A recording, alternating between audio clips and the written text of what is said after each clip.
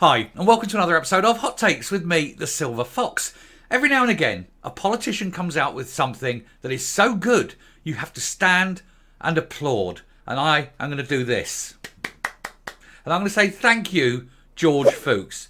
Lord Foulkes has come up with a brilliant idea, one I think we can all get behind, one that will save Scotland an awful lot of pain, and that is entirely doable. It is an astonishing thing, and I'm glad he's mentioned it, and it now has to become a thing. It absolutely has to be the thing that we're all talking about, and that must be forced through. And what am I talking about? Oh, joy of joys. He is talking about having an early election. He's saying that there are lots of avenues to explore. He says, but bringing forward the election by a year must be something they can do. I think it's absolutely marvellous idea, and we'll take a look at it right now. Here goes. So, George Foulkes calls for Holyrood election to be brought forward so that Scots can get rid of the SNP. Lord Foulkes says that people in Scotland cannot afford to wait until May 2026 to get rid of the Nats, and calls for all avenues to be explored to bring in the poll forward to May 2025 at the latest, if not sooner. And I think the sooner for most people, the better. Indeed, look, there's three people in that picture. Two of them are saying yay, and one is saying nay, and we all know which one is saying nay. But the other two would definitely champ at the bit to have an election. Anyway, a leading Scottish Labour peer said Humza Yousaf or his successor, nice little bit in there, get in there, bite the arse of that one, should be forced into calling an early Holyrood election if the SNP gets smashed at the general election. And I think we all know that they're going to. George Foulkes said that if the Nats lose more than half their MPs when voters go to the poll next year, then they will have lost their mandate to govern Scotland. He's urging Westminster colleagues and constitutional lawyers to look into the possibility of overriding the Scottish Parliament to force an early vote. And let us hope that that absolutely happens. That's got to happen. The people of Scotland need it to happen. Lord Foulkes said that the move to extend the Scottish election term from 4 years to 5 years had been a deception.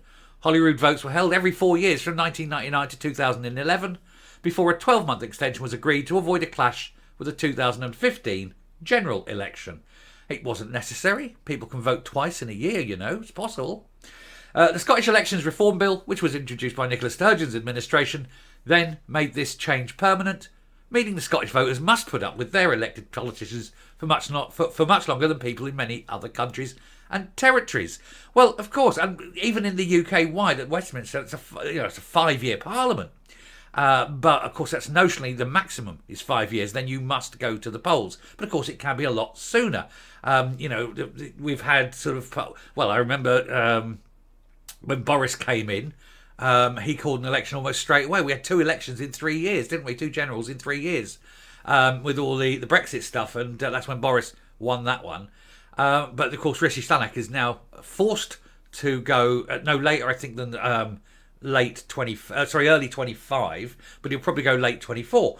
But there's nothing stopping him calling it tomorrow. But by the early 25, when he has to absolutely positively have it, they're 5 years and they have to stop. With exceptions, I know, for example, when was it? 35, 36. There was the general election. 35. Yeah, 1935 there was a general election, and of course we were due to have one no later than 1940. But there was a little matter that needed looking at over the channel for a while, and so the election was delayed until 1945, July 7th, I think, 2 months after VE Day. I know that. But yeah, I think it was July 45 was the one. That's when Churchill got the boot, isn't it? Thanks, mate. Off you go.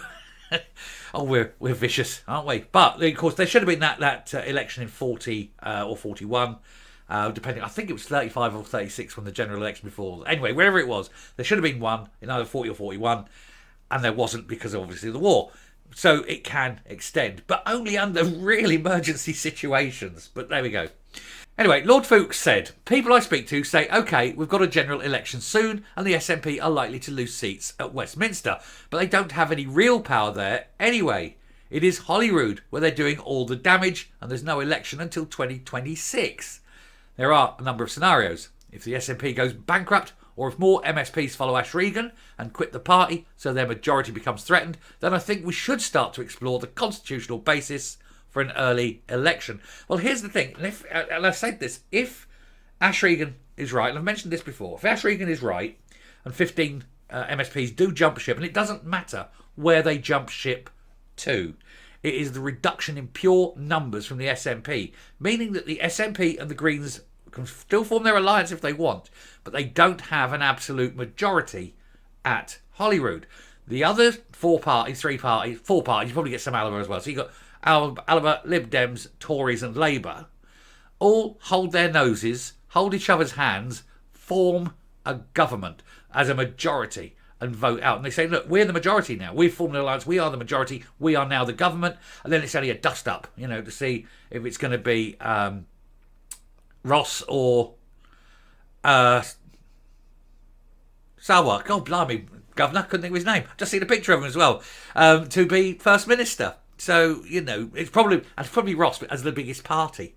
But even then, he'd still have to fill the cabinet with people from other parties. And that's fine. But if you've got that and you can oust them. And at that point, what you do is you go in, boom, you form that government. You go in, you throw the SNP out, you form the government, and then your first act as a government is just to call a general election and let the people have a say. There you go. Case sorted, early election.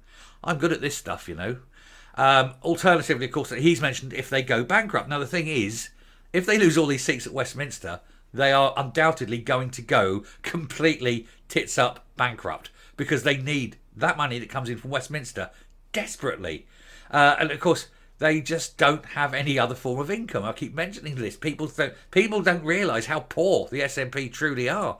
They're falling numbers. They've only got even at their best estimate, they've only got 70-odd thousand at £10 a head, 700,000 a year. Well, that isn't enough. We've got all those cars. And I'm not even cracking on about the camper van. I'm not. Just simply running the cars, renting their properties, all these different offices and things that they rent out. They've got staffers that need paying and so on. 700,000. It sounds a lot, and it's fine if it's in your back pocket. But it's sod all to a party that size. It really is nothing. And so they're going to go because they don't have any corporate sponsorship anymore because nobody wants to get associated with possible criminals. And they're not going to get the Westminster money. They've gone. And that's the great thing. Defeat at Westminster, and they are gone.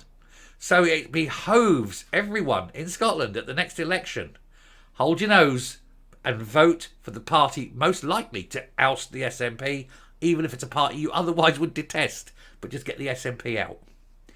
Anyway, there is also the possibility that the Scottish Greens might walk away from the Butte House Agreement.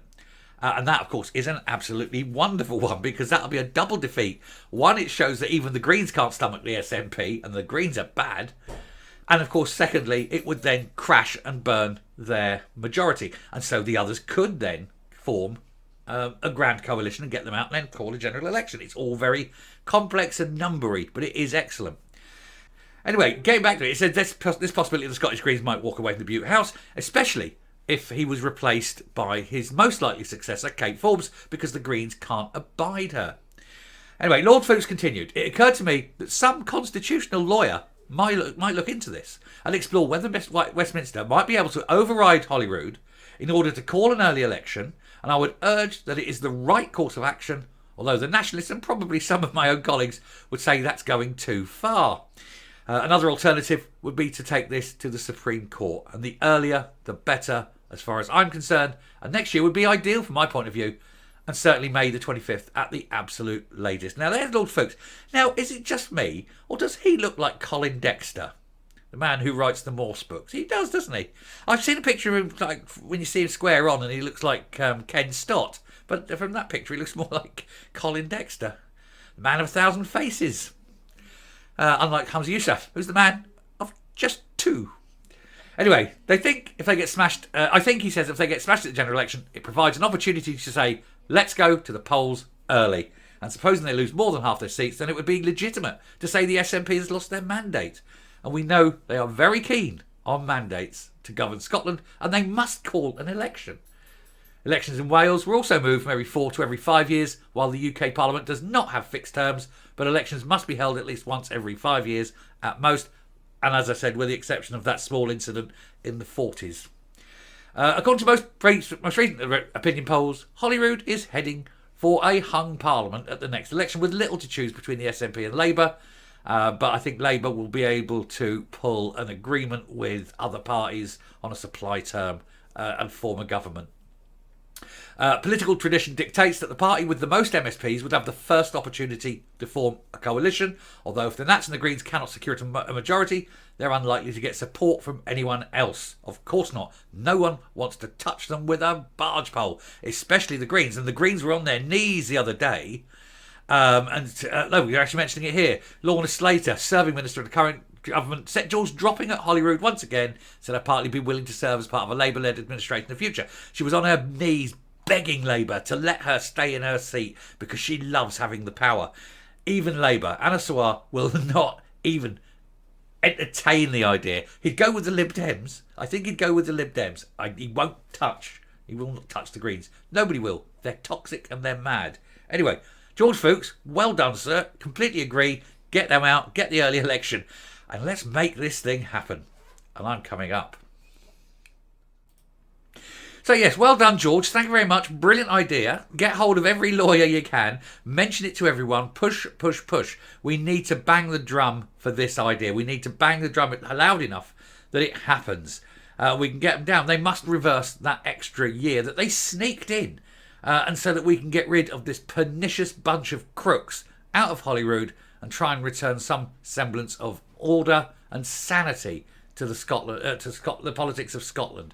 And certainly never allow the likes of the SNP to get in and get power again. Anyway, I'll finish there, and it's a great, so it's going to be my last video of the day, I think, but it's such a fantastic video to finish on. I do hope anyone who's watching who is not yet subscribed does subscribe. We'll follow this story and see what happens. But it is absolutely wonderful. So do please subscribe if you haven't already. Really helps the channel. Hit the like button on the video. That also helps. And until next time, stay safe, stay well, and let us hope that George Foulkes can manage to pull this off. Thanks very much, and goodbye.